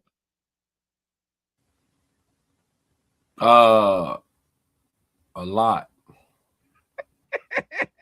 He said, yes, whenever I feel like it, or whenever they feel like it. Did you see the smile on his face when they woke up and took the video? Yeah, I mean, he's genuinely happy, and so I'm happy for him. We gonna see. We got to hear a little bit more about this. Schedule for sex. Try to make sure everybody's taken care of. You make sure we're all taken care of, Nicholas. There's never a time There's not a problem. In regard to intimacy, we always make sure that we're in a separate area of the house when Nick's doing his thing, having one-on-one time with one of the ladies, make sure that they have that time to themselves. We got parent-teacher conference next week. Mm-hmm. So it'll be interesting to have all of us go to the new school. Yeah. Nick has been a part of my son William's life since he was 6 months old, and he has been a great father to him. I love that boy. I've never had to explain our relationship to William because it's always been something that's just been normal for him. And he's grown up with friends that are raised by their grandparents or raised by their aunts and uncles. He's been exposed to a lot of diversity. And so this is just another element of diversity as far as he's concerned. We'll play a game in a little bit, kiddo, if you want to go play for a little bit. I am a stay-at-home dad. In our household, the women are the breadwinners. That's the way we run things here. That's the way we like it to be structured. Look at that man's face. He know what he doing, don't he? I'm looking. He said, "Yeah, I hit the gym with the ladies. I'm a stay-at-home dad. Hang out with the kids. They go win the money." That son, the young boy looks traumatized. He does. He did not look like. Please get this camera out of my face right now. He seems as though he's seen and heard things throughout that home that a young boy growing up doesn't need to see or hear. Yep, he's seen a lot and heard a lot that he has nothing to do with. His trophy husband, if you will. We prefer it that way, honestly. Like I would go crazy if I was at the house all the time. And I pride myself on being a breadwinner, and Jenny's right there with me. I am a manager at an organization company. Jen is management in an IT company. Jen and I make more than enough money by ourselves. We don't need that. We don't want that. Let me just say this right quick. If you look at a chessboard, the king doesn't really move much because he just moves a square at a time. Meanwhile, the queen, she's all over the board, okay? The queen's got all the power. The king just kind of holds court. All right. I mean, I haven't seen their show yet. I don't know if I'm gonna. But that was the trophy husband, Nick Davis, y'all. Give a round of I don't know if applause, but give him something. Where'd my thing go? There we go. Yeah, give him something. Give Nick something. Well, Classic, what you got? What you got about on the trophy husband situation? He only got. I thought he had three. He only got. He got three. He got three. So they got a show on TLC. That's what they were promoting for the third girl. So they chronicled the third girl coming into their lives. Oh, okay. How that's going? I don't know. Maybe we can find something about it on TikTok real quick. It's okay. It's okay. It's okay. I just making sure it was three and not two. So he got three of them, and all three of them got jobs. All three of them have good jobs. Yeah. Yeah, we know what that is. Yeah. Yeah. Nick got a 12-incher, and he over there running through shit. That's all that is. Yeah, they said it. That's it. That's all, bro. He over there running through shit. Okay, so this is bro using what he got to get what he want. Yeah, there's no video on this, but there is the picture of the three of them living their happy lives. Conversation with Soft Rain says she want to kick all of them out and be the main. Yep. What? No, I think that's what she's saying about the third girl. She said she want to kick all of them out and be the main girl. And then she said they paying for a house in D. No, they paying for in-house D. Oh, Yeah. in-house. Okay, yeah. Yeah, they slutting him out. Yeah, he seems to be happy with it. He's content with his lifestyle. Okay. Stay at home dad. Do you think that this type of lifestyle, you think it benefits his manhood? I mean, it depends on the personality of the women. They don't seem to emasculate him. You feel me? So if the personality of the women, if the women are modest and humble, you know what I'm saying, about the arrangement and genuinely understanding, like they all seem to genuinely be on the same page for the three of them at least. I don't know about this third girl, but the three of them seem to be on the same page. So yeah, I would think it's beneficial to his manhood in his particular unique circumstance. However, I don't know, that could change any day, right? He get into the wrong type of argument, or things get rough for a while or whatever the case may be. A woman that's paying for everything and paying for the roof over your head, whether you piping her down or not, the way they deal with you during confrontation is different when they responsible for your livelihood. You know what I'm saying? It's just overstepping in certain things that a woman who needs you ain't gonna say to you. But when you essentially need them, shit, they can get as reckless as they want at any moment. Any moment. You know April what I'm seems to saying? know about this. April said the new chick that they brought in is wild. Yeah. Said they pay for in-house. The Uncle Plug said blessings to that brother. Yeah.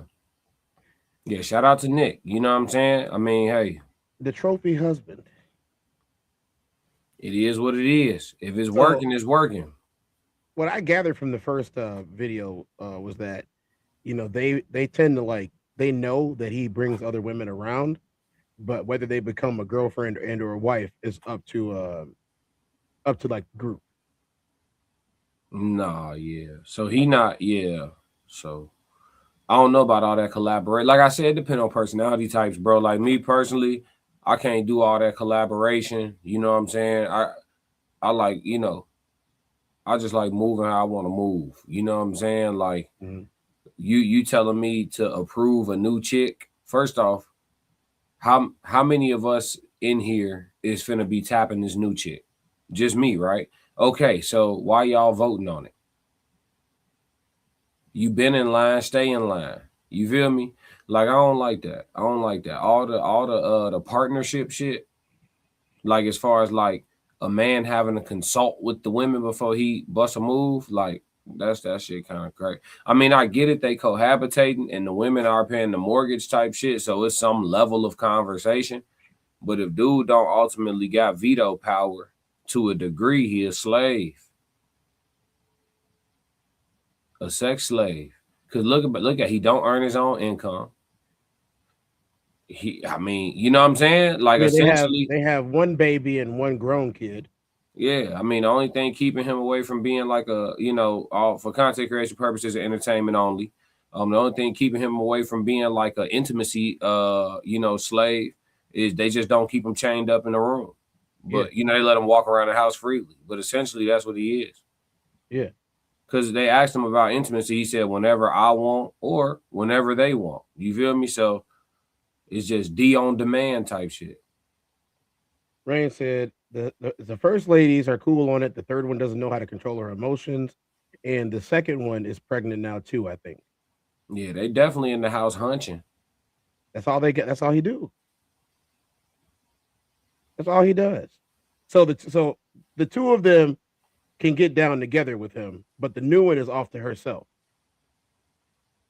from what I gather. And then all of his girlfriends or whoever he brings around also off to themselves. But the two of them, they sleep in the bed with him every night.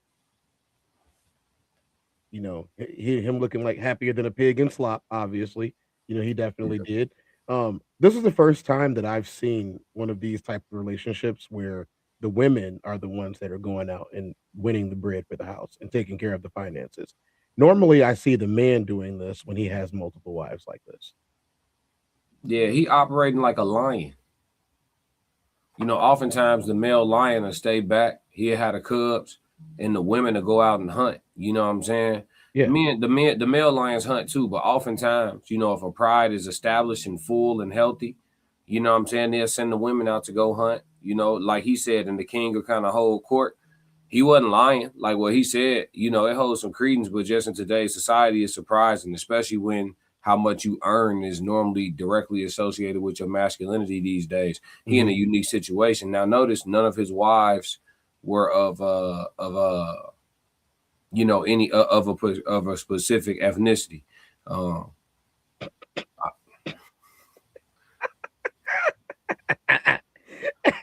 You okay over there? You all right, classic? I'm cool. Yeah. Black queens forever. Yeah. I think from what I've noticed, I've probably pervade a great number of these relationships on social media and some in person. I know lots of them. What I don't see though is I don't really see the sisters being involved unless it's a celebrity like Neo or something like that. You know what I'm saying? Like Plug said. No, I ain't gonna lie to you, Plug. That's not what I want. That's not what I want. Yeah, that's not what I want. Not what I want. No, I don't want that. That setup ain't what I want. Yeah, he said, or am I misunderstanding? Yeah. I don't want that. I don't want that. That's like instead of having a harem, he's the harem. Yeah. No, I can't do that setup. He's the harem. He's a kept man, so to say. Yeah, no. I mean, there are a lot of brothers that do want to be kept men. I'm just not one of them. Yeah, I'm not. I'm not. I gotta go get some bread. I gotta go get some bread. And I don't even, preferably for me, I have a three income household. You know what I'm saying? All three people make money. I make money, the women make money. And as far as like, you know, nurturing the kids, all that, that's why you got three sets of hands on deck. You know, somebody should be home 24 hours a day. Somebody, right? Like work shifts ain't overlapping the wrong way, this, that, and the third. Okay, this person work. You know what I mean? Like it worked. Somebody only got a part-time job. You know what I mean? Like one person got like or just a super flexible job. You know what I'm saying? Of some even work from home. Yep. And that's how you get to it. And then, you know, shit, somebody check probably covering most of the significant bills, if not all of them. The rest of that shit going into flipping and tripping. You feel me? And we're gonna live La Vida Loca.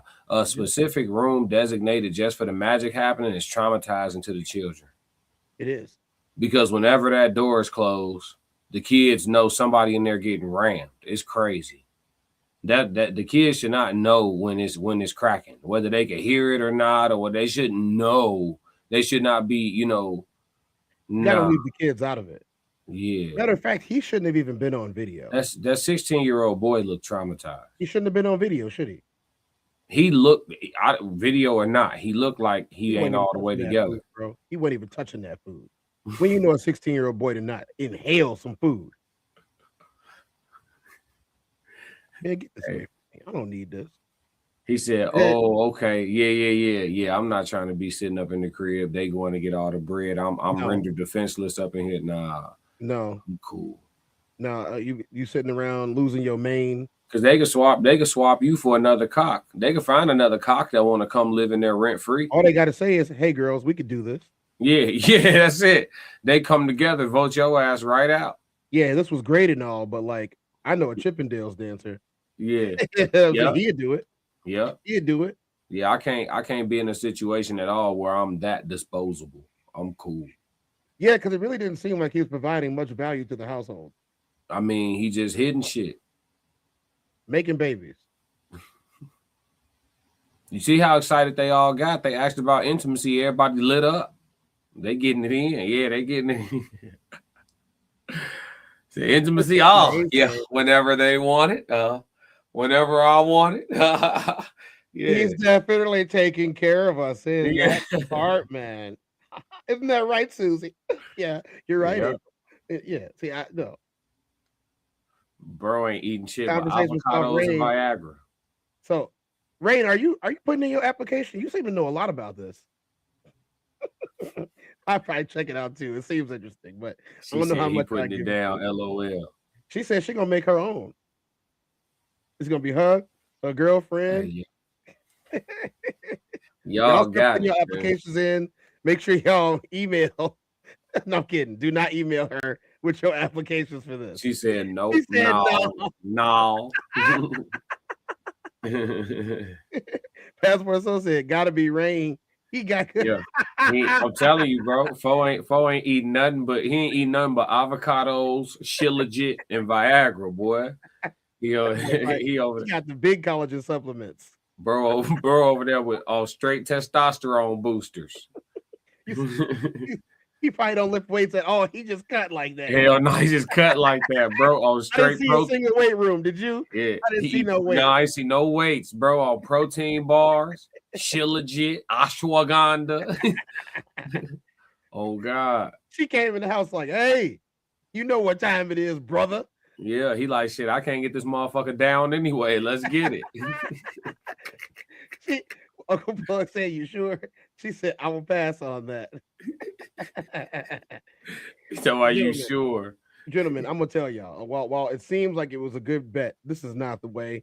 No. I'm just gonna be honest about this. This is not the way. Blessings to that man and his family. Hopefully nobody turns out too messed up, but like this is not the way it normally works. Like I said, all the relationships that I've seen, like poly infinity, he makes bread.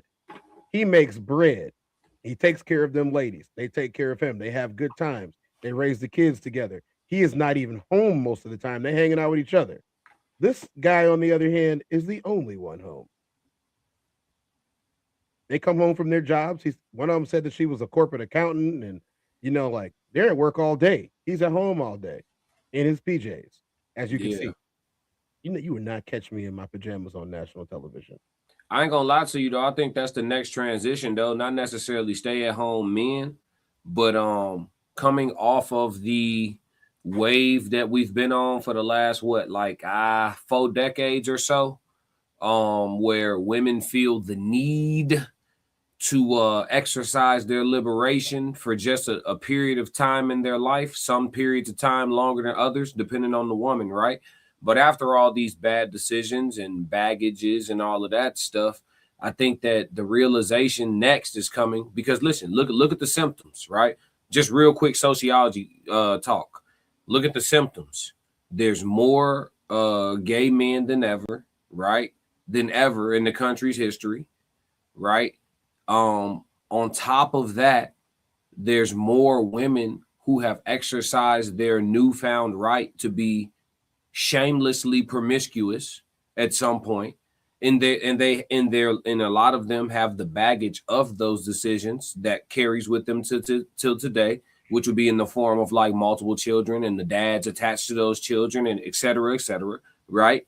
So you're going to have an influx of women probably over the next 10 to 30 years who are realizing that the math is not mathing, and to have a man is to share a man. You're going to have that realization kick in over the next 10 to 30 years. I'm paying attention to the symptoms. I'm putting my psychology hat on, my sociology hat on. I'm looking at how it's going because there's always ebbs and flows and humans adjust and adapt. And women are quick. And they're realizing it now.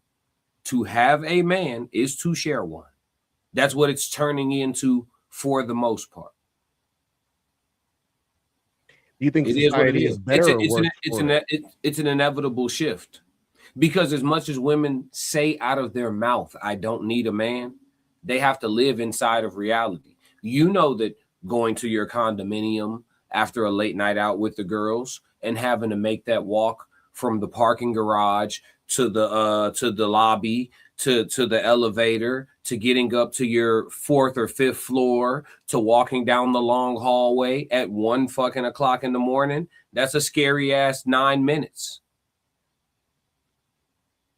Right? They know that. Like they can talk however they want to talk. Oh, I've been called. Yeah, before. me too. You know how many times I've sat on the phone to make sure you get in the house? Yeah, like yeah, for literally, sure. 9-minute walk. Many of us, all of us. Yeah, all of us. I think everybody can say they've taken that call. Man, we've all on a regular, more times than I could ever count. Whether it be a sister, ex-girlfriend, girlfriend, I'm not non-family members.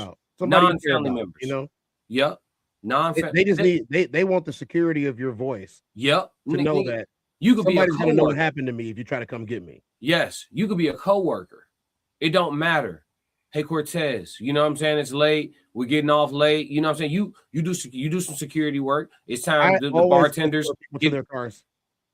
Come on, man, escort them to their cars. And some of the ones that you know, even what they might call you to make sure, hey, I just pulled up at home. I'm gonna go inside my building. You talk to me till I get in. You know what I'm saying? Like you said, they want the security of your voice. Yeah. You know what I'm saying? So if a man's voice makes you feel safer, even though he's however many minutes away and literally cannot physically help you, then what do you think a man's presence does for the average woman? See what I'm saying? The subconscious is a motherfucker.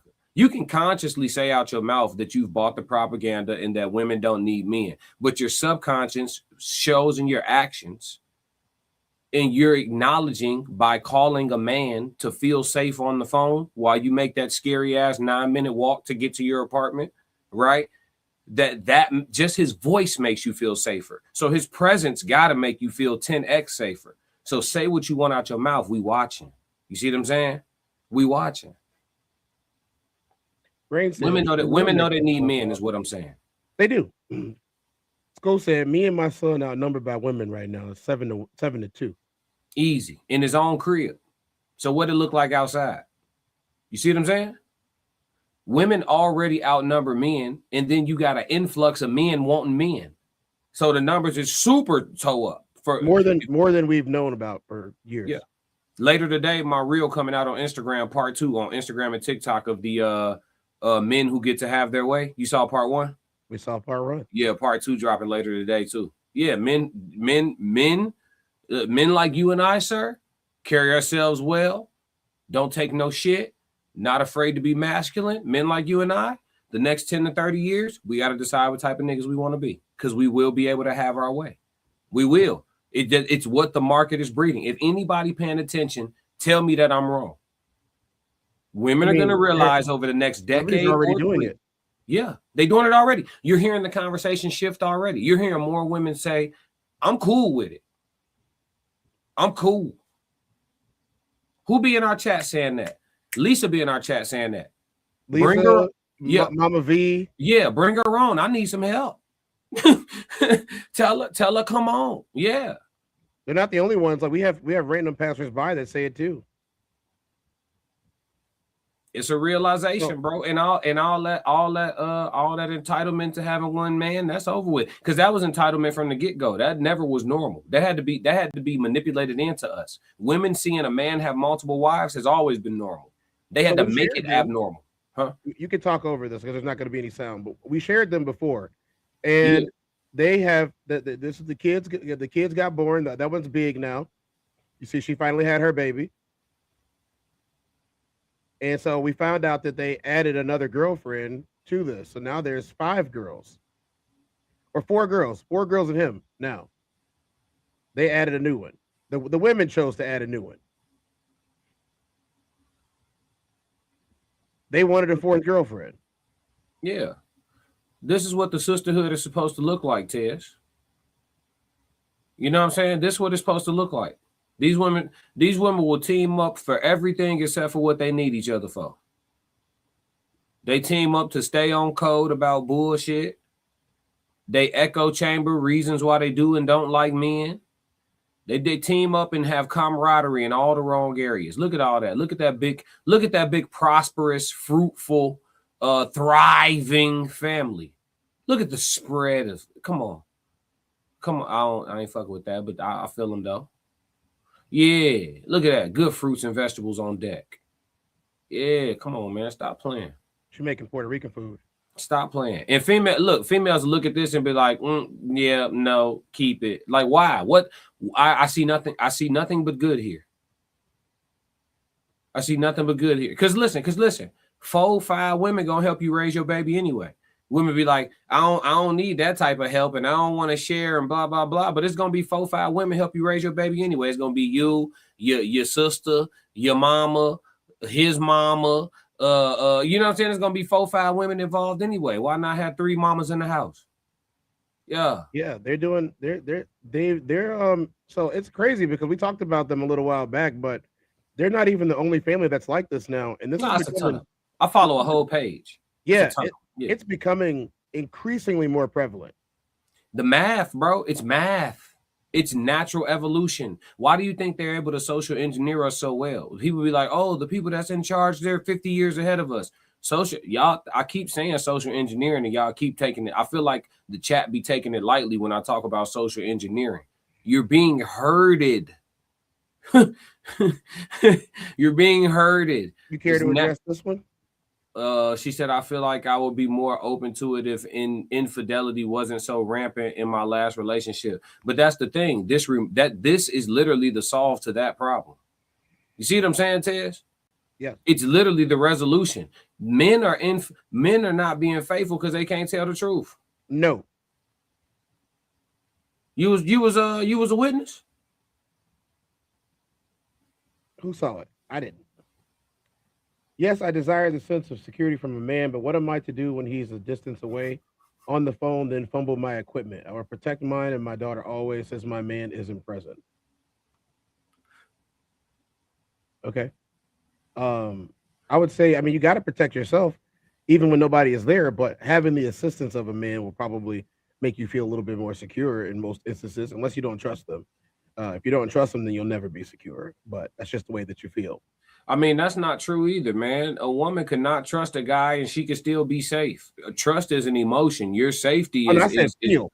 I didn't say feel. Yeah. Because trust ain't nothing but an emotion. There's plenty of women out here that don't trust trustworthy men.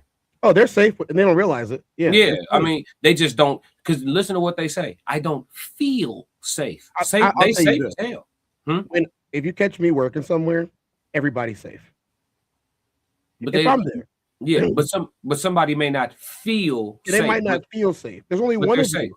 But that's all it needs. That's why there's only one of me for a reason. Yeah.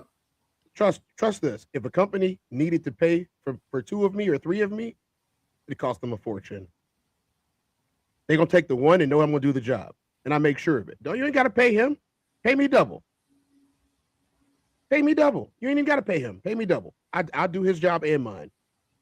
That way you ain't got to worry about no 2-hour bathroom breaks. I'm right here. You're going to get a 2-hour bathroom break when you got other employees because they're going to cover me. But I'm covering me right now. But as I cover myself, I'm covering y'all too. They might not feel safe, but they're safe. And if you don't feel safe and you're not safe, find a reason to be safe. Get somebody that makes you feel safe. It's natural, y'all. Don't fight with nature all the time. Like, well, I think we're going to see a lot more of this. I'm not going to stop talking about it because it's actually pretty good content to talk about. But I'm not going to stop talking about it because they deserve the voice. And the fact that they're happy and that this is not a mistake and that they have been together now for 5 years. They have been together for 5 years now. Him and the main girl have been together for 10 years, but the new one's been 5, and then they just got a new one towards the end of the year, and they're all in a legal arrangement together with their 3 kids, and they look happy. They seem happy, and I don't blame them. I mean, listen, women come with certain things, man. All of it gonna have its shit. You know what I'm saying? Like, it ain't like, they showing the videos, everybody smiling, and the kids stirring the Kool-Aid and all that shit. Cool. We know the chicks be up in there tweaking. But there's more support overall altogether, right? Yeah, it could be 90-10.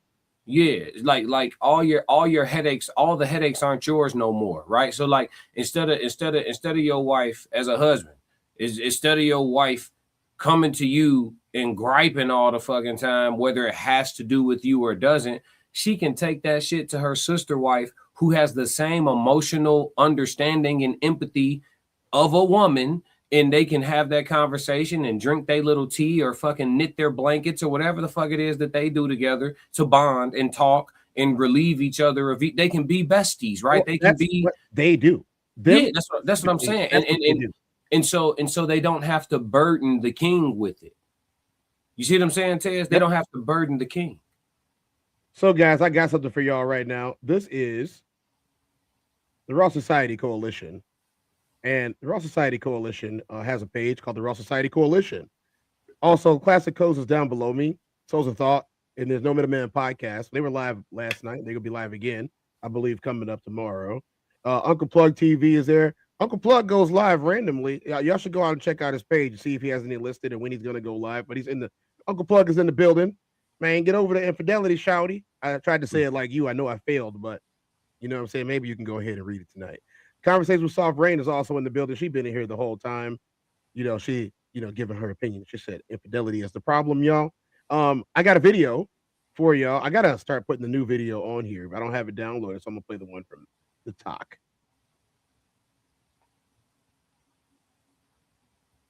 New video should be up soon, y'all.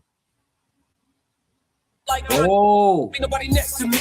Cause I'm watching the people I'm loving the close way more than the people I don't. Cause the people that hurt me the most in this life be the people that's locked in my phone. They made a mistake, I gave them some grace. I make a mistake and they won't do the same. People be dishing out what they can't take and they take what they cannot get back to the game. I'm unforgiving cause I'm unforgetting. I harbor resentment. I know what you did, set me free.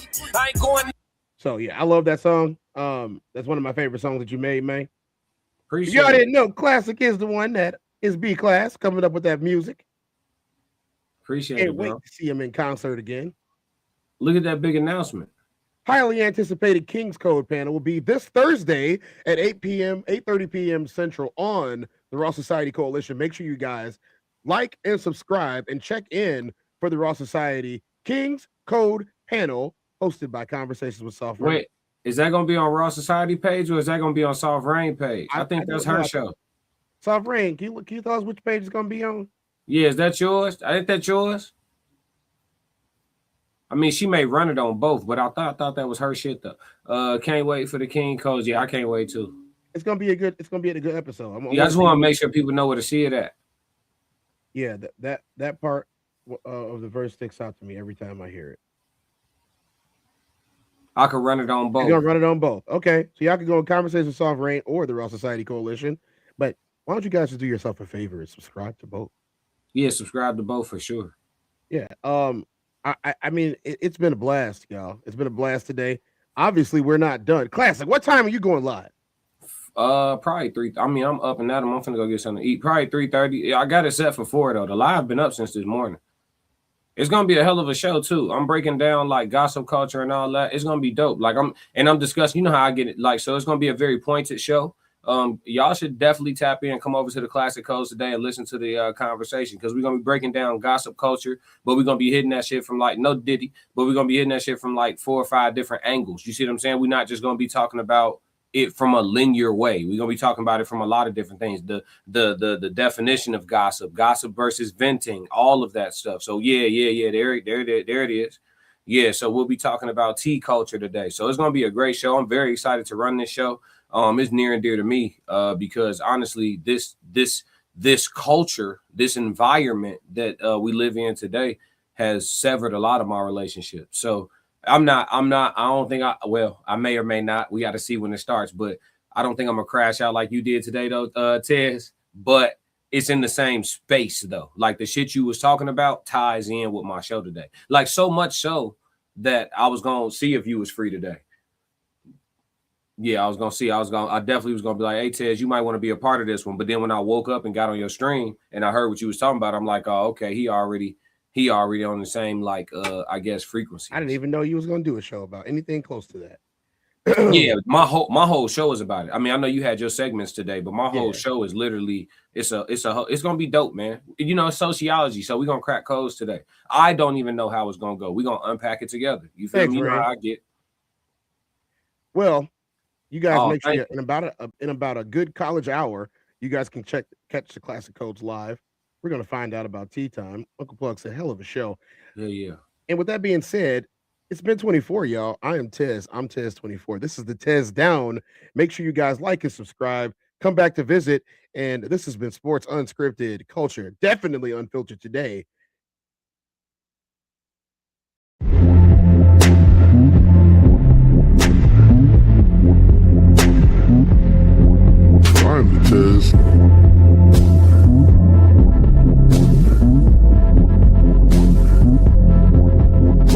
Tez. Welcome to the Tezdown.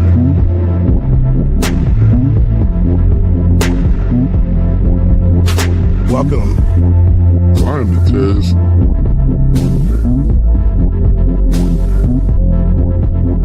Mic check 1 2. Welcome.